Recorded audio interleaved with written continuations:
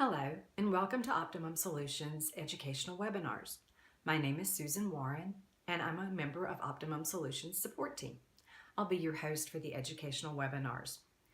For our educational webinars, we've selected topics that we think will be of interest to payroll and HR professionals, and we hope you learn lots of useful tips from watching our educational webinars. If you think of other subjects that you'd like to see presented, please email me at swarren@optimumhris.com. Thanks for watching and enjoy the webinar. Welcome to Optimum Solutions Taxable and Non-Taxable Compensation webinar. My name is Susan Warren and I'll be your presenter today. I'm sure that everyone in our audience today knows exactly how to tax regular wages and salaries, but there are other items that can cloud the definition of taxable wages. Should you tax the value of an insurance premium that the company pays for an employee? How about a holiday gift card or a holiday turkey? Today, we're going to look at what the IRS has to say about taxable and non-taxable compensation. And first, they start out by actually defining gross income and wages. And then they list some specific items that are considered fringe benefits, and they give guidance on how to tax those items. Additionally, there are a few other items that are considered employer-provided benefits, but some special rules and calculations apply to them, so we'll look at them separately. Then there's a whole slew of other payments with IRS advice on how to tax them. Finally, we'll look at withholding and reporting for employer-provided benefits. I'll give you fair warning. Some of the items in the lists that we're going to look at today could have an entire webinar devoted just to them. So we're going to cover some big topics at warp speed. Buckle up and get ready to take notes because the slides don't have all of the details I'm going to share. But remember that I will send you all a copy of the slides and we'll post this recorded video online for you to refer back to later. When they determine what a taxpayer's federal tax amount will be, the IRS starts with gross income. So from the very start, they must define gross income. Their broad definition is compensation for services, including fees, commissions, fringe benefits, and similar items. When they define wages, it's a similar broad description, including all remuneration for employment, including the cash value of all remuneration, including benefits paid in any medium other than cash.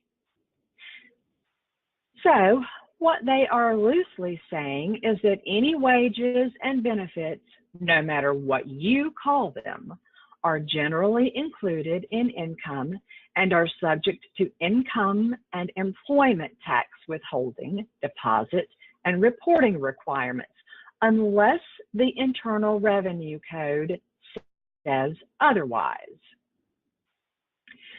We'll discuss these a bit later in some detail, but fringe benefits are not defined in Internal Revenue Code, but the IRS regulations include some examples like employer-provided autos, flights on employer-provided aircraft, or free or discounted commercial flights for employees of commercial airlines, vacations, discounts that you give to employees, tickets to entertainment or sports events, some qualified tuition reductions, dependent care, employer-paid memberships in clubs, and we'll define clubs later, no additional cost services, working condition benefits, qualified transportation fringe benefits, moving expenses, de minimis fringe benefits, and we're going to talk about these later.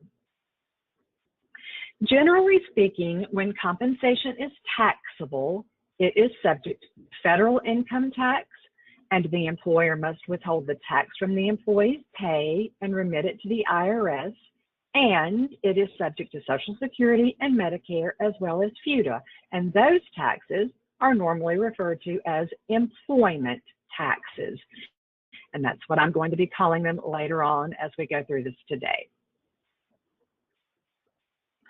When non-cash fringe benefits or perks are provided by an employer to its employees, the amount of the benefit is defined as its fair market value, or what it would cost an individual to purchase that benefit on the open market in an arm's length transaction.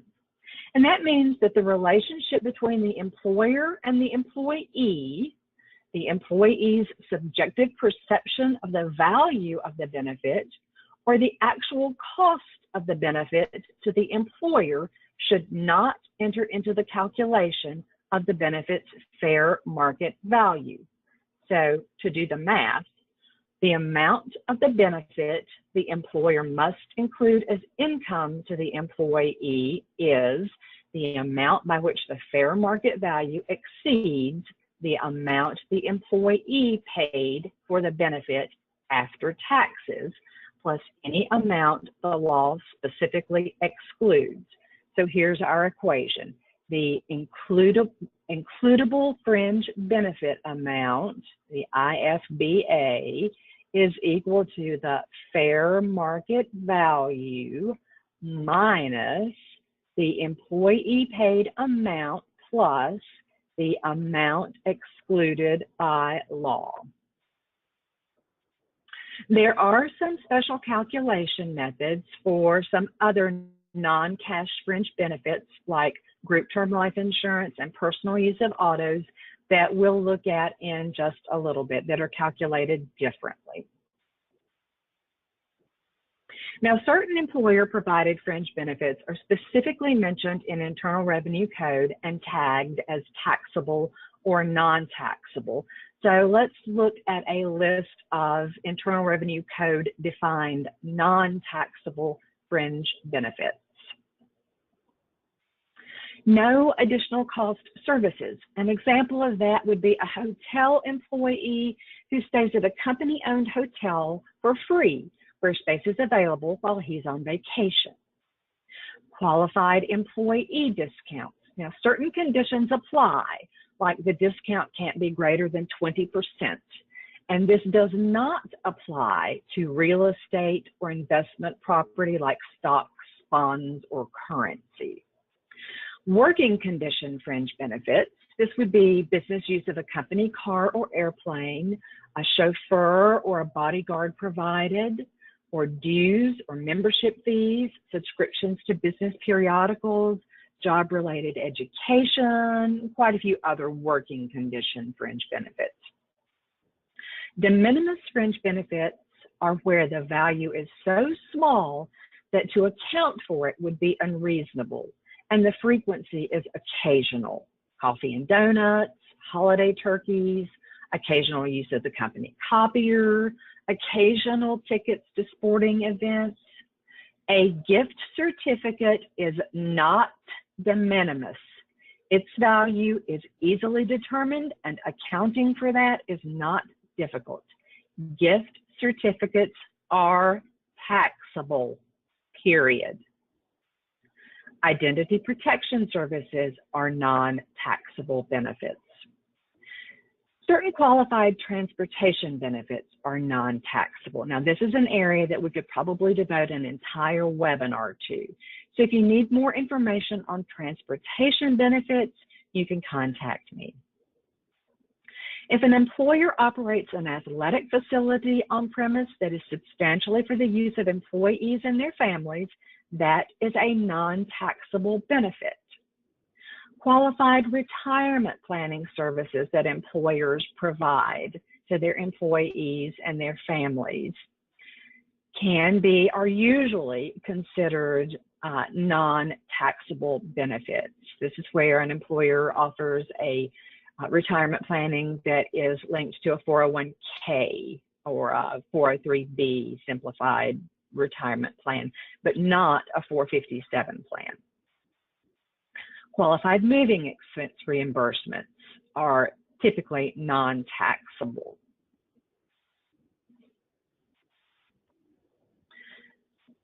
Personal use of an auto is one of those benefits that we could devote an entire webinar to. So there are a lot of intricacies we're not going to get into today.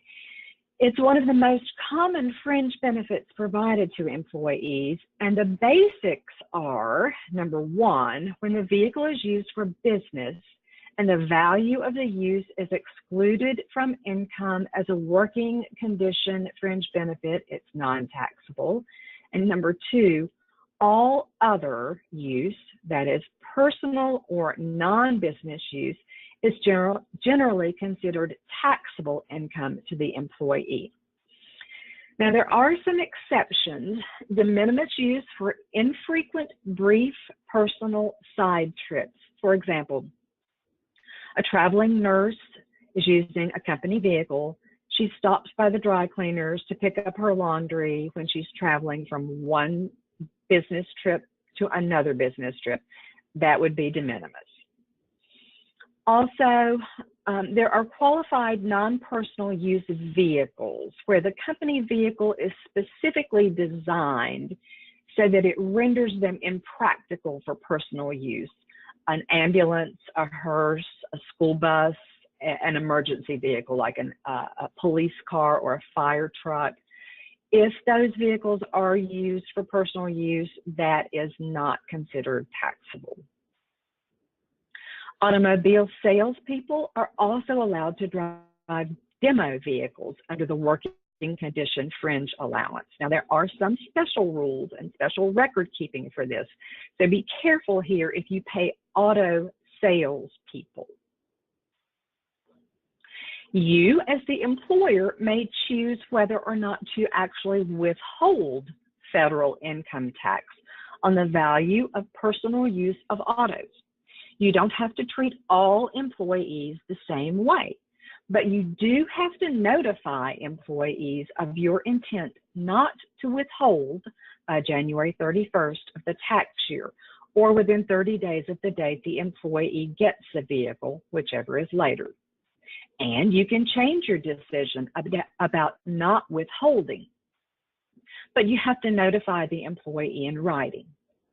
Even if you do not withhold, you still have to report the value of the personal use of auto in W-2 boxes 1, 3, and 5. And you do not have an option not to withhold FICA and Medicare. There are quite a few different methods for calculating fair market value of personal use of company-provided vehicles. There's general valuation, special valuation, commuting valuation, annual lease valuation, company fleet valuation, and vehicle cents per mile valuation methods. Of course, you will calculate the value of the taxable benefit based on the employee's records of his or her vehicle usage. So it's very important that the employee should log the business use of the vehicle for each trip, including the date, the business purpose, and the mileage of each trip. And if you've been present for our webinars, you know that there's an app for that. Actually, there are several apps for this kind of record keeping.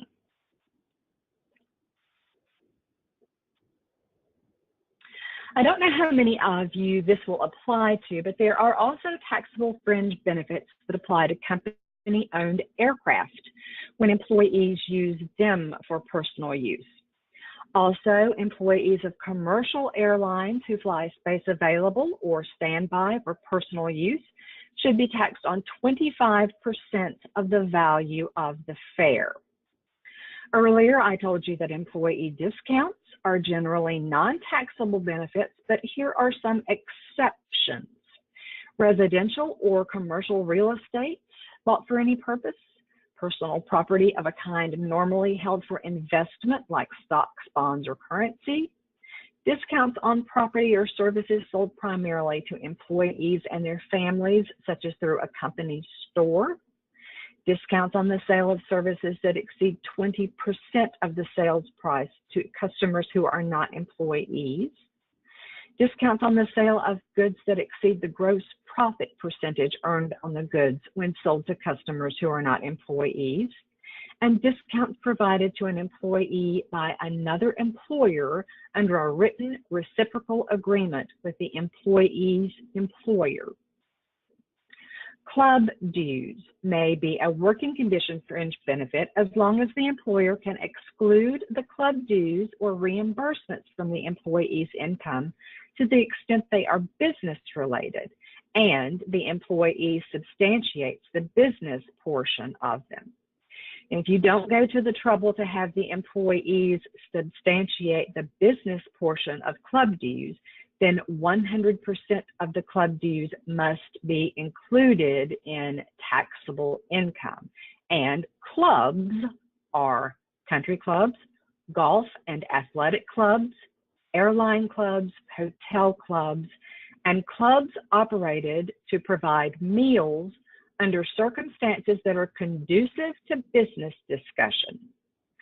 Excluded from clubs are business leagues, trade associations, chambers of commerce, boards of trade, real estate boards, professional organizations like bar associations and medical associations, civic or public service organizations like Kiwanis, Lions, Rotary, and Civitan.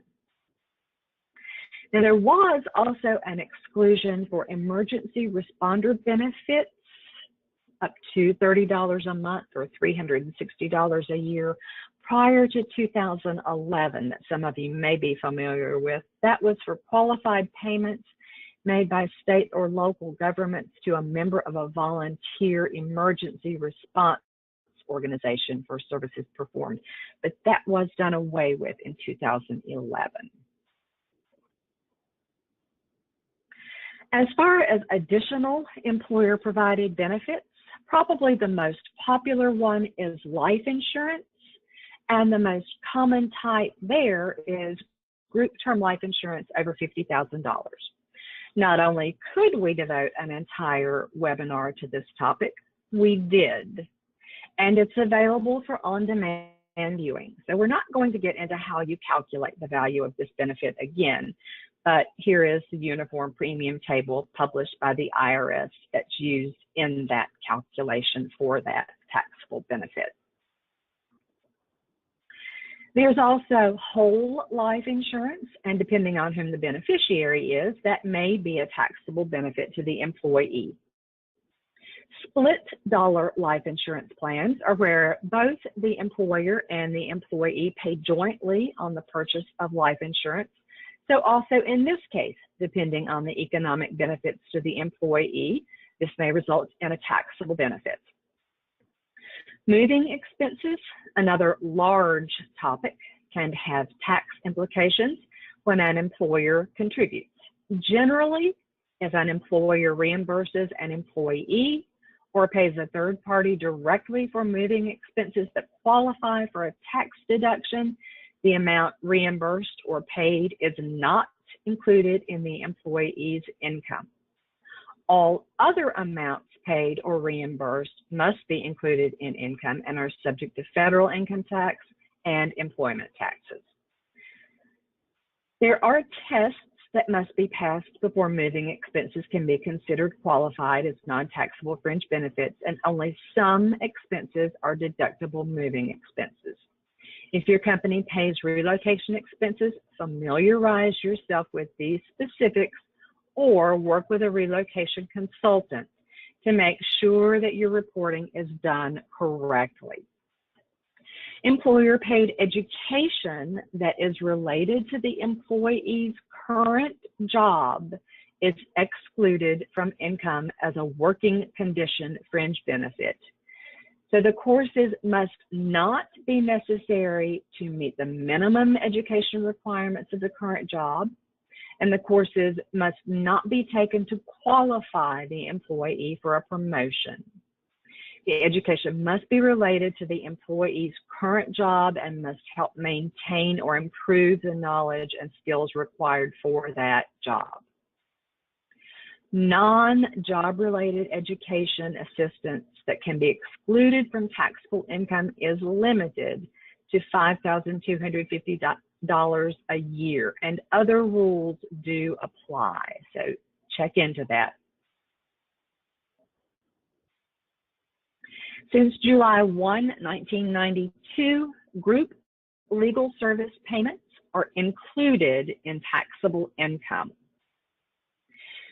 When employees are reimbursed for temporary business travel away from home, it is typically not a taxable benefit, although the IRS has much to say on this topic, and it too is probably complicated enough for its own webinar. There are many, many rules and caveats surrounding accountable and non-accountable plans, advances, reimbursements, per diems, substantiation methods, and the like. Employer-provided meals are generally excluded from income and are not subject to federal income tax or employment taxes, as long as the meals are furnished on the employer's business premises and they are furnished for the convenience of the employer. Employer-provided lodging is excluded from income if the lodging is furnished on the employer's premises and for the employer's convenience, and the employee is required to accept the lodging as a condition of employment. Now, that's not a very common practice. What I usually think of is something like a camp counselor that lives at their place of employment. Adoption assistance has a lot of supporting rules, but if those rules are followed, employer-provided adoption assistance may be excluded from taxable income. And some of those qualifications that must be met include a dollar limit and an income limit for the recipient. The adopted child must be under 18 or be a U.S. citizen with special needs. The employer must have a written plan. Discrimination is not allowed, and the plan must limit benefits for owners of the company. And employees must be notified that that plan exists. Now let's look at some other types of payments that you might make to employees that aren't exactly wages or salaries. How should you tax them? Advances and overpayments. Of course, these are prepaid wages and they're taxed during the period when the employee receives them, but the tricky part comes when the employee repays the money back to the employer. If it's in the same tax year, it's pretty easy. But then when the repayment comes in a different year or even in a different quarter, the employer may have to file amended returns to reflect adjustments to the employee's federal income tax, FICA, and Medicare. For that reason, it's a good idea to get gross repayments for prior year overpayments. Because an employer can't collect the prior year's federal income tax withheld from an employee making a repayment in a subsequent year, employers can better protect themselves with a policy that requires the employee to repay the gross amount of the overpayment rather than the net amount after taxes had been withheld. At the employer's option, the gross amount can be reduced by the amount of Social Security and Medicare tax over withheld, or the employer can issue a separate check to the employee refunding the over withheld amount. Awards and prizes are generally included in taxable income, but there are some exceptions. Length of service or safety achievement awards. Generally, to qualify as deductible to the employer, a length of service or safety achievement award must be an award of tangible personal property, which does not include cash or cash equivalents or stocks, bonds, vacations, things like that. Also, the award must be presented in a meaningful presentation. Doesn't have to be elaborate, but it's got to emphasize the employee's achievement. It's got to be presented by a supervisor at a function. Specific length of service awards can't be presented for less than 5 years on the job. Retirement awards are length of service awards, and it should be something like maybe a gold watch for 25 years of service. That's an example. Safety awards will not qualify as deductible achievement awards if the employer has already presented them to 10% of its eligible employees during the tax year, or if they're presented to managers, administrators, professional employees, or clerical employees. Civic and charitable awards are excluded from income if the recipient did not actively seek the award. And prizes for retail salespeople, like non-cash prizes awarded to salespeople who are paid solely on a commission basis for exceeding quotas or selling the most goods, they receive special treatment. Employers don't have to withhold federal income tax from those prizes, but they must be reported as income on the Form W-2. Now, those prizes are subject to Social Security, Medicare, and FUTA taxes. Back pay awards granted to employees who have filed suits against employers for alleged violations of federal and state employment laws are typically subject to federal income tax withholding and employment taxes. But I've told you before in other webinars, I'm not a labor attorney and I don't even play one on TV. So follow the rules in those awards. Bonuses are taxable, period. Commissions are taxable, unless you are a full-time life insurance salesperson considered a statutory employee earning commissions, and then you are not subject to federal income tax, but only to FICA and Medicare. Death benefits are subject to federal income tax, but not subject to FICA or Medicare. Dependent care assistance provided by employers is excluded from taxable income as long as it does not exceed $5,000 a year and is used to pay for service that is necessary so that the employee can work. There must be a written plan and no discrimination is allowed. Director's fees are not taxable wages, but rather the director is responsible for reporting those fees on his or her personal tax return. So the employer must report these fees paid to the director on a Form 1099 miscellaneous. Disaster relief payments, like payments for terrorist actions, federally declared disasters, or catastrophes that warrant government assistance, are generally not taxable. Grossing up is the IRS's solution to the benefit situation that is created when employers pay taxes for employees, which really creates a never-ending cycle of taxable benefits. And we're not going to go over the gross up calculation here, except to say that gross up eliminates the need to treat employer paid taxes as a taxable benefit. Equipment allowances over the past several years have been a moving target as far as taxable versus non-taxable. But for the most part, equipment allowances are not considered to be compensation, so they are non-taxable. However, certain industries, for example, pipeline construction, have very specific rules, so check those out. Gifts should be included in income and are taxable unless they are excludable as de minimis. Gift certificates have a cash equivalent, so they are always taxable. Golden parachute payments, which are at least 3 times the average of the last 5 years' compensation.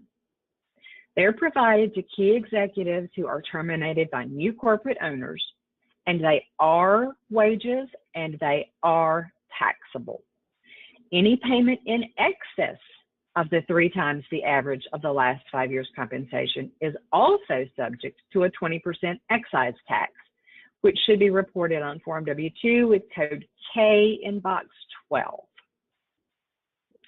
Guaranteed wage payments are taxable, even when those payments are made when there is no work available. The taxability of jury duty depends on the employer's policy. If the employer pays an employee his regular wages in addition to the jury duty pay received, the wages are subject to federal income tax and employment taxes.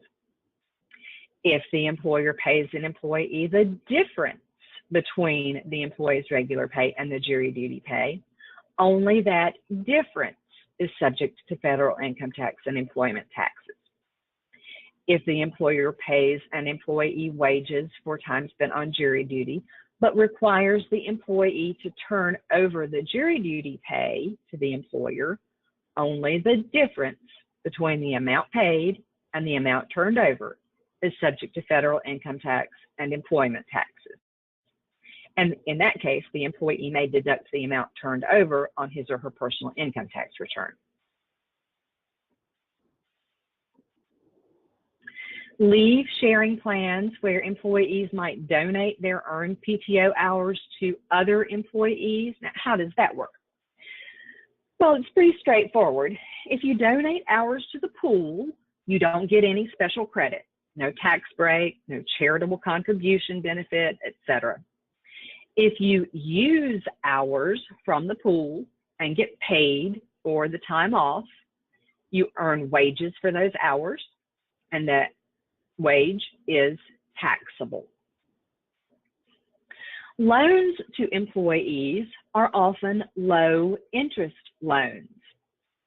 The amount representing the difference between the interest charged to the employee and the applicable federal interest rate must be included in the income of the employee on any day in which the combined amount for all outstanding loans between the employer and the employee is more than $10,000.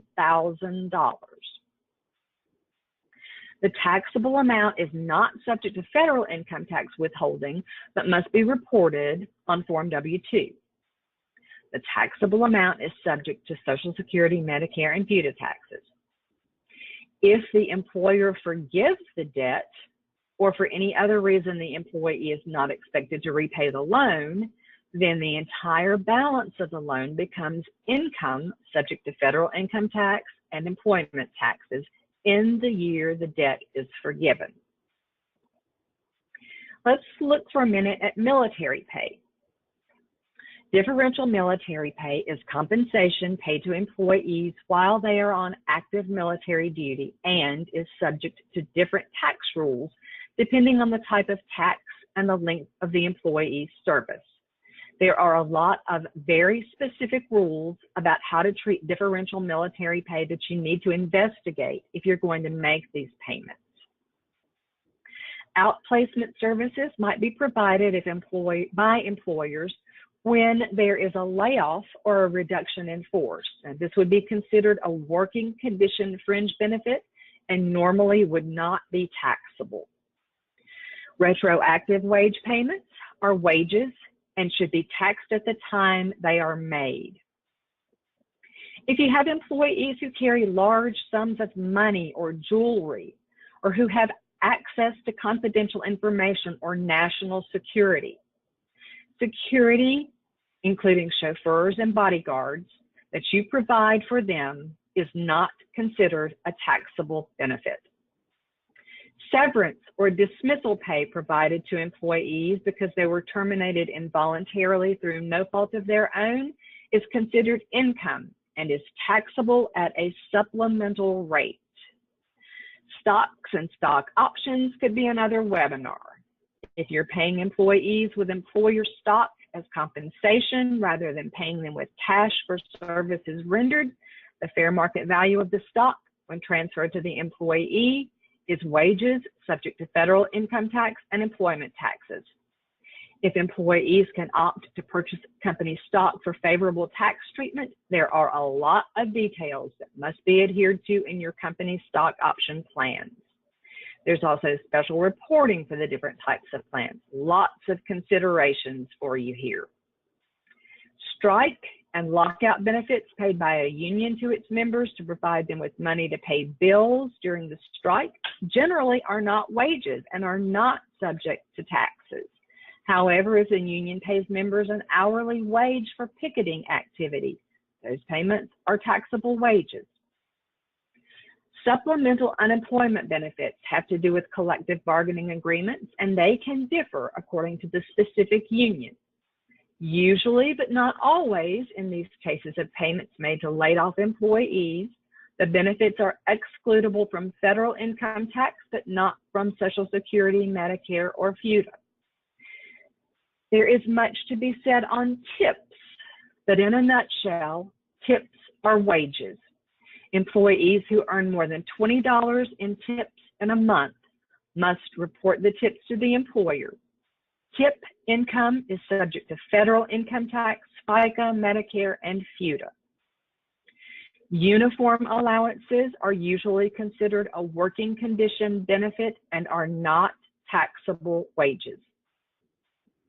Payments made to employees for vacation pay are taxable wages. The taxability of wages paid after death depends on the date of the payment in relation to the date of the employee's death. When an employee dies before cashing their paycheck, if they die after receiving the check but before cashing it, the employer should reissue the check to the employee's estate, and the wages should be reported on the deceased employee's W-2. Wages paid to a deceased employee's estate when the employee dies in the same year, the wages are subject to Social Security, Medicare, and FUTA, but not to federal income tax. And for wages paid after the year of death, those wages are not subject to federal income tax or Social Security, Medicare, or FUTA. They should be reported in Box 3 of Form 1099 for the estate. Okay, so you've decided that the benefit you're paying your employee is taxable. Now you have to withhold that appropriate tax and report it correctly. For cash fringe benefits, the decision is easy peasy. It's cash. So when you give the cash to the employee, you add the taxable amount to the year-to-date taxable wages, withhold the taxes, pay the taxes, and match your part if there's any match, and report on your quarterly reports and the employee's W-2 and the state form. Remember that if you didn't withhold properly, then you are responsible for paying the taxes for the employee. For non-cash fringe benefits, personal use of auto, group term life over $50,000, the employer actually gets to pick when the benefit is applied to the employee's taxable wage. It can be each pay period, quarterly, annually. If you're an Optimum Solutions customer, we recommend that you do this each pay period so that if an employee leaves mid-year, you don't get left with the responsibility for uncollected taxes because you won't have wages to withhold those taxes from after the employee leaves. You may impute these fringe benefits to the employee's regular wages and calculate withholding taxes on the combined total. Or you may treat the fringe benefit amount as supplemental wages for tax purposes. Of course, the taxable value of these fringe benefits must be reported on Form 941 in the period when they're paid and on the employee's Form W-2. There is a special accounting rule for non-cash fringe benefits provided during November and December of one year, in that they may be treated as being provided during the next year. Now, this is not applicable to investment benefits. So you can investigate that special rule if you think it may be of some help to you. I know we went a little bit over, but I want to thank all of you for joining us today, and we hope you've learned more about taxable and non-taxable compensation. There was a lot to say. Please be on the lookout for more of our educational webinars soon, and email me if you have any suggestions for topics you'd like to see in future webinars. Have an optimum day.